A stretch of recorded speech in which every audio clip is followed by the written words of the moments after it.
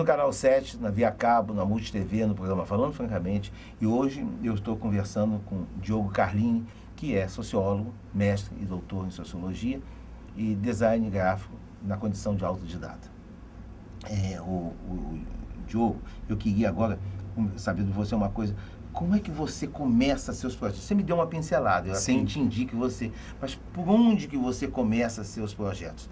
Eu vou explicar você, dizer você exatamente o que eu gostaria de saber. Por exemplo, eu tenho uma sala para decorar.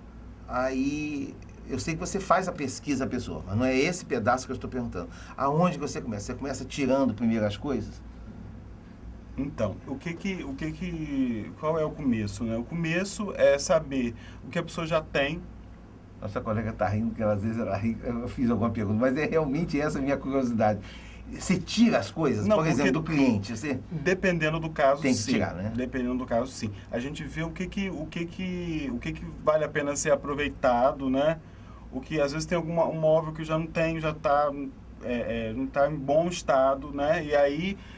E que também não combina, né? E também, às vezes, não vale a pena ser restaurado ou reformado. Então, acho que já não combina. Tem que ver o que combina, o que não combina, o que quer, qual é a nova cara que se deseja dar a esse ambiente. Daí a gente tira as medidas, né? E a gente começa a pensar em planta baixa aquilo, e a gente vê o que pode ser aproveitado, o que pode ser restaurado, o que tem que ser eliminado, né? E isso, obviamente, na conversa com o cliente, porque às vezes ele faz questão, né, daquela mesa de canto que às vezes não tem muita coisa a ver. Aí a gente começa a negociar, né? O que a gente pode fazer? A gente tem a possibilidade de jogar, reformar, restaurar, jogar uma laca, entendeu? Então, mas o processo criativo é esse, de pensar, tirar medidas, pensar em planta baixa, né? Pensar aquilo que tem que pode ser aproveitado, aquilo que vai ser retirado, né? Qual é o novo ar que a gente quer dar àquele ambiente, qual é o novo estilo que a gente quer dar àquele ambiente. Isso aí negocia com o proprietário, sempre com o cliente, tem que ser em negociação. Negocia com o cliente. Mas, por exemplo, uma coisa que eu vou fazer as perguntas um tanto ou quanto aleatórias, porque o assunto é muito vasto. Fica à vontade. Mas uma coisa que eu estou fazendo essa entrevista, o telespectador entenda, é muito baseado em mim, no meu pensamento. Por exemplo, tem uma coisa que eu não gosto, que é um negócio chamado pátina. Né? Uhum. Eu não gosto daquilo. Eu queria saber a sua opinião, como um design de interiores.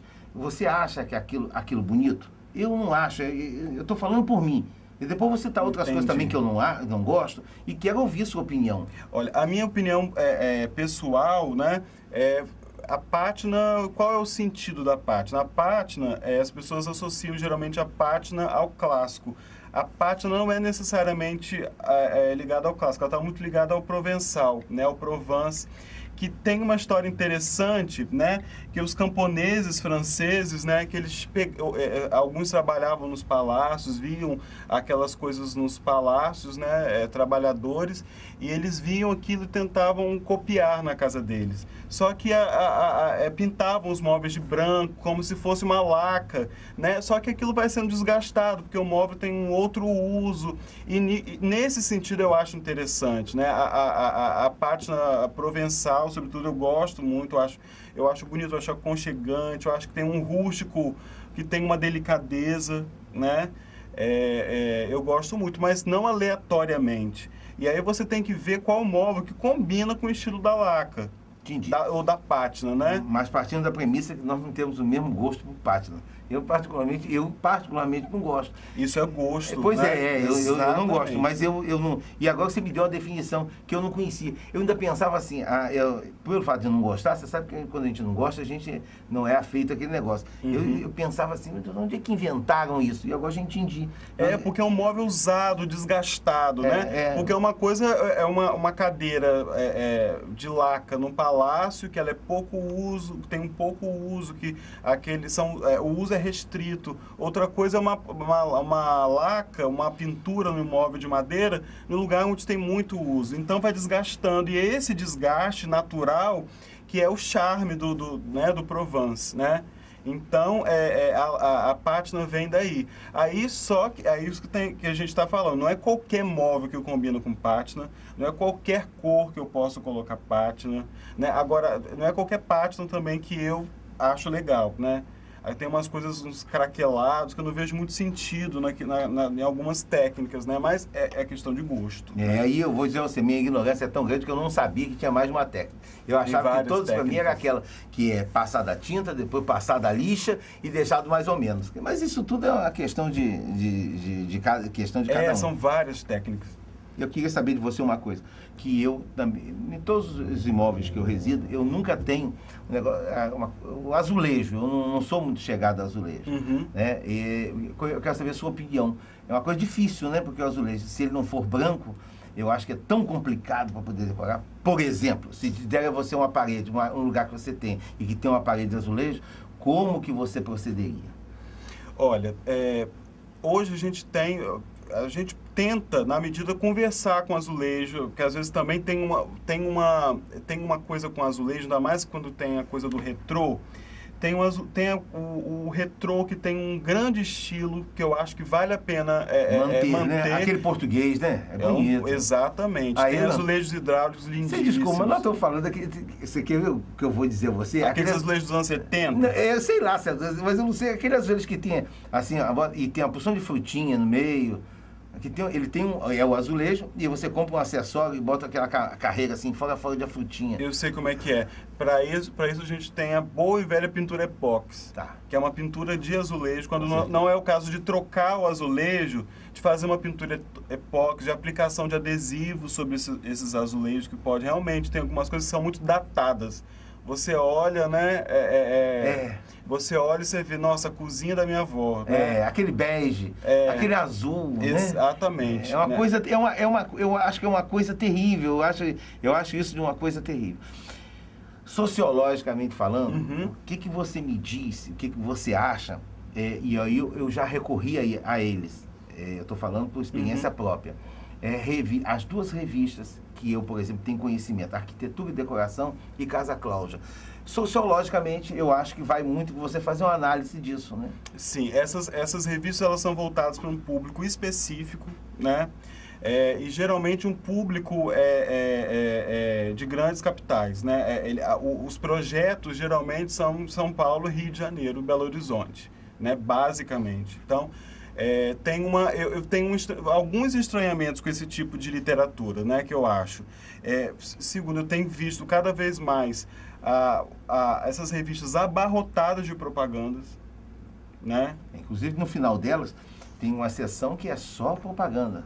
Um negócio de cartas ali depois. No final, bem no final. É muita propaganda. Umas 10 páginas só de propaganda. É muita propaganda e você chega naquele leitor mais ligeiro, né? Ele não sabe o que é o ambiente que é da propaganda, qual é o ambiente projetado que está na pauta da revista. Às vezes não dá para você identificar. Mas ela incluiu um público, né? Eu acho que ela incluiu um público. Ela incluiu sim, porque você tem, quando você, ainda mais essa coisa que é muito da tendência americana, do faça você mesmo, né? Então, quando você lê, você consegue reproduzir um ambiente, quando você consegue ter aquilo, uma ideia, às vezes é um móvel parecido que você tem, que você ia jogar fora, que você viu que na revista eles reaproveitaram, você reaproveita. Então, nesse sentido, eu acho interessante, mas a internet também é uma grande ferramenta, né? Quando a gente falar, a gente poderia fazer um estilo rústico, conversando com estilo contemporâneo, e aí para o cliente às vezes é difícil ele visualizar como que isso ficaria, né? Agora você joga na internet, no Google Imagens, um ambiente rústico com contemporâneo, vai vir uma série de fotografias sobre aquilo. Então isso facilita muito o nosso trabalho, porque ele vai olhar, isso eu gosto, isso eu não gosto. A internet facilitou a vida de todo mundo, né? Independente de ser, pode ser o que for, pode ser a última tendência, né, de Nova York, a última tendência de Paris ou de Milão.